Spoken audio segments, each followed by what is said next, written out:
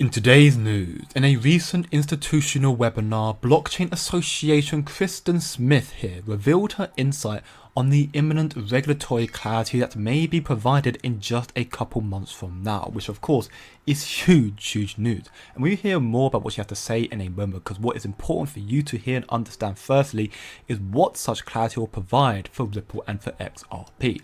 As we can see here from Chad's Diagrabber, we are seeing a lot of the RLUSD Ripple stablecoin being moved around right now, all of this taking place in just one day. And keep in mind, it is still in private beta.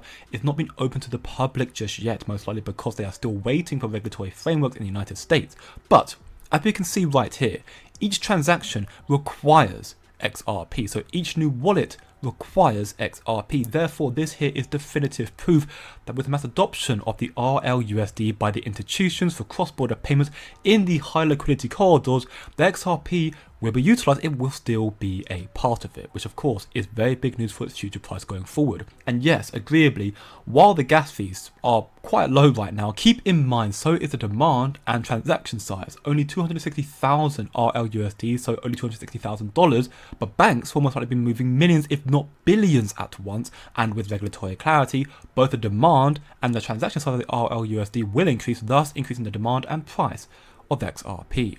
Now there's a major event going on today as we speak for Ripple, 15th to the 16th of October, and we can see right here the Ripple Swell event where we're going to see the likes of Archeck CEO Graham Rodford and CMO Simon Barnaby, who will be in attendance participating in a panel discussing on the power of tokenization in the digital era, which is huge, but that is not all. We also have Grayscale. Keep in mind, Grayscale just launched an XRP trust, so soon to be XRP ETF as well. They will also be in attendance with the head of product and research taking part in a panel on the convergence of blockchain technology and AI, two very crucial parts of this evolving era. But of course that is not all, because also here we have Upal who will be in attendance, and keep in mind Upal will be ones to list the RLUSD once it is made public. Once we see the revamping of the SEC regulatory clarity, Upal will also accelerate their crypto operation, reactivating their stake in XRP, which is currently disabled because of the SEC. The pattern though seemingly is pretty clear in my opinion. Ripple Swell, keep in mind, is an event put on for the institution to learn more about the space, to connect with each other, and all of those in attendance right now, they are very bullish and in connection to Ripple and XRP. All of them are eager for regulatory frameworks in the United States to come, which according to Kristen Smith here in this institutional webinar, they have gained a unique perspective on the status of various crypto bills. They've been working on some of these bills since 2019, almost 5 years now, in fact probably over that now, and they could see some of these bills being passed very quickly, a couple months from now, potentially as early as December this year, which is huge news. Take a close listen. There are three policy areas that are most interesting for Congress.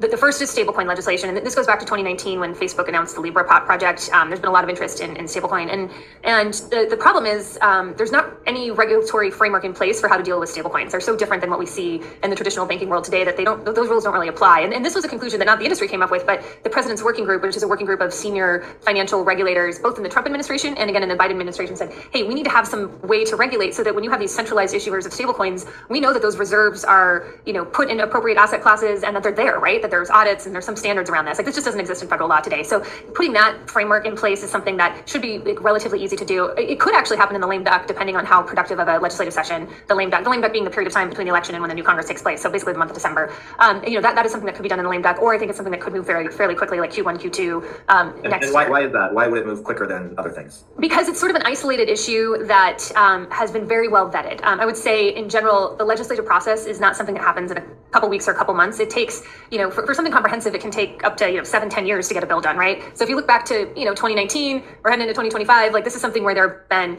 a dozen plus congressional hearings on stablecoin legislation. There have been drafts in both the House and the Senate. There have been a lot of ideas that have been publicly vetted and refined, and it's just kind of ready to go. It's not something that somebody just introduced yesterday. This is an issue that's been debated longer than any other issue. So we could see some movement on that. This is why it is time for you to lock in, to enter the trenches, if you will, to do your own research, as we are now to see the biggest liquidity injection ever enter into the crypto market and also into XRP, which is why I created a free to join Discord server. 400 of us right now are working towards achieving this financial freedom, spreading our knowledge in order to make as much money as possible in this bull cycle. If you want to join, click the link in the description below, because as you can see, time is quickly running out. And speaking of which, so it's the legal battle between Ripple and the SEC, so hopefully we'll see XRP's price rise very, very soon.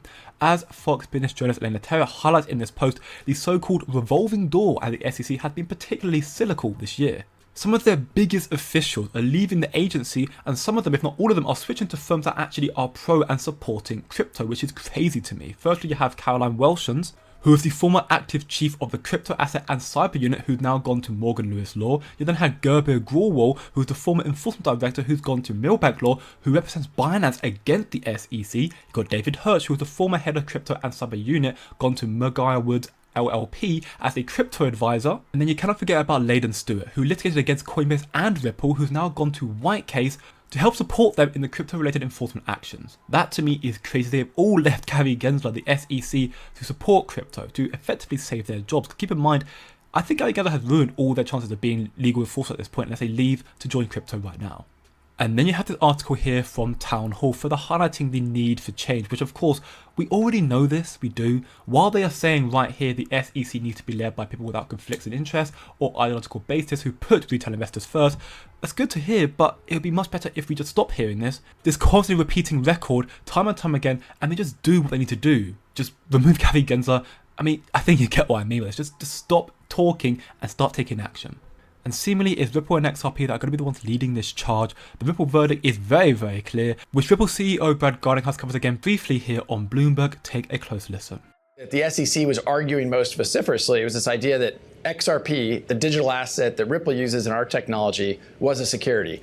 And that was really what they cared about. And what the judge ruled is that XRP is not a security. And that's really been a formative case for the industry. So we're going to continue really clamoring and trying to champion the clarity of regulation. And I'm hopeful that as we see a changing of the guard, we'll see that. Sorry, just to clarify, though, I mean, was the ruling, though, it did make a distinction between institutional investors and retail investors, did it not?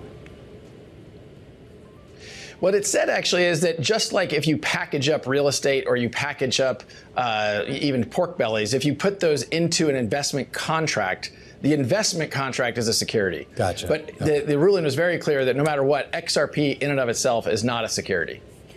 Brad, do you agree then with, okay, so the reason why in part that President Trump is pro-crypto is because he doesn't want China to be more crypto than the US.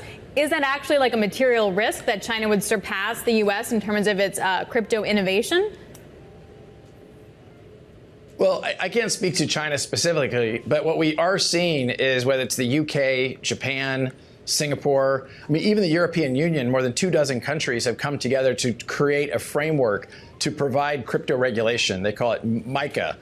And what's frustrating as a US company and someone who grew up here in the Midwest, it's frustrating that we as a country can't get that rules, the framework in place. And instead, we have this interminable litigation coming from the SEC that really isn't solving the problem. So once more, again, the laws are very clear. It seems that the moment we are waiting for is for the election to take place, which is just 3 weeks away from now, even under that now. That will be the crypto catalyst to buckle up, do your own research, come chill chat and learn more in the free Discord server. Again, the links below, but remember, don't look short term, think long term, and I'll see you in the next one.